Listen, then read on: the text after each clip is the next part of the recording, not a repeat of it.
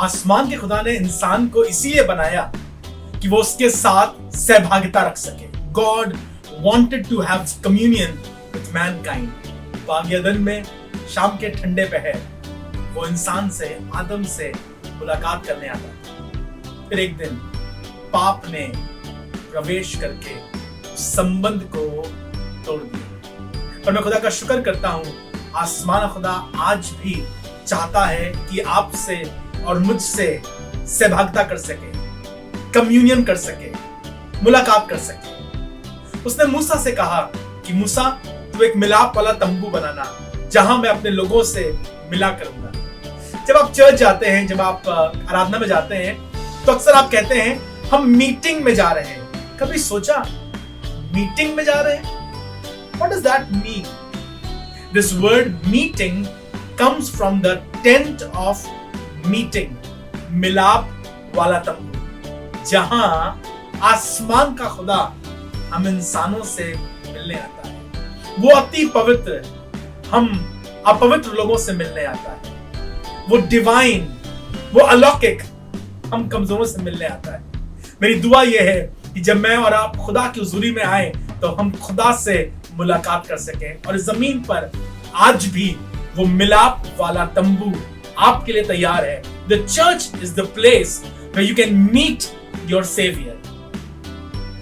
याकूब ने कहा, ये जगह और कुछ नहीं पर स्वर्ग का द्वार है। वो लेटा था, धोखा देकर आया था, अकेला था, गिल्टी था, but he realized God is still for me। और कहने लगा, ये स्वर्ग के द्वार को छोड़ और कुछ नहीं हो सकता, क्योंकि आसमान के खुदा ने उससे मुलाकात करी थी। आज मेरी दुआ यह है कि आप उस खुदा से मुलाकात कर सकें और वो खुदा मुझसे और आपसे मुलाकात कर सके। Let us go into the tent of meeting and see Jesus। Tent of meeting, मिलाप वाला तंबू। निर्गमन उसके 25वें अध्याय में परमेश्वर ने मूसा से कहा कि तुम मेरे लिए एक पवित्र स्थान बनाना, ताकि मैं अपने लोगों के मध्य में वास कर सकूं।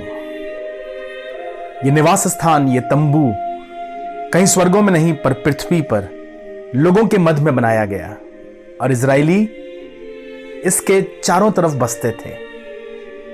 मिलाप वाले तंबू का यह प्रवेश द्वार जो पूर्व मुखी था, टुवर्ड्स द ईस्ट, आंगन जो हमारी दुनिया को दर्शाता है, हमारे संसार को दर्शाता है। जब हम खुदा के पास आते हैं तो हम इस वेदी पर अपने पापों से पश्चाताप करते हैं। इस वेदी पर बलिदान हुआ करता था, जैसे मसीह यीशु मेरे और आपके लिए सलीब पर बलिदान हुआ। हमारे उद्धार के लिए उसने द्वार खोल दिया। परमेश्वर का मेमना जो जगत के गुनाह उठा लिए जाता है इस वेदी पर।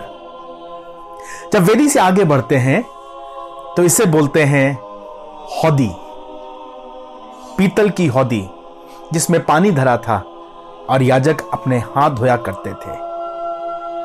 पवित्र करना, शुद्ध होना, टू बी सैंटिफाइड, ये बपतिस्मे को दर्शाता है, बैप्टिज्म, ताकि हम अपने आप को पवित्र करके इस पवित्र स्थान में प्रवेश कर सकें।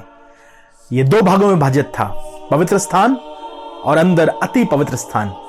पवित्र स्थान में जब हम अपने आप को लेकर आते हैं तो हम वहां देखते हैं कि हम संसार से अलग होकर के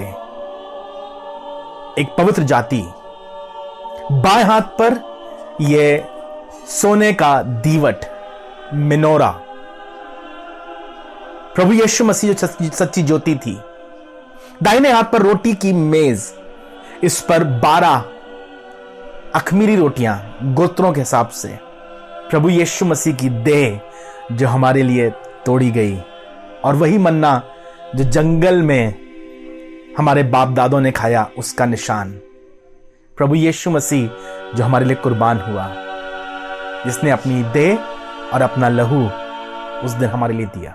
ये सोने की वेदी या धूपदान, जहां पर सुबह और शाम याजक खुदा के हुजूर खुशबू या बखूर चढ़ाता था। ये उठता हुआ धुआं हमारी प्रार्थनाओं और हमारे धन्यवाद की निशानी है, और वो चाहता है कि हम सर्वदा प्रभु को यूं ही अपनी आराधना अर्पित किया करें।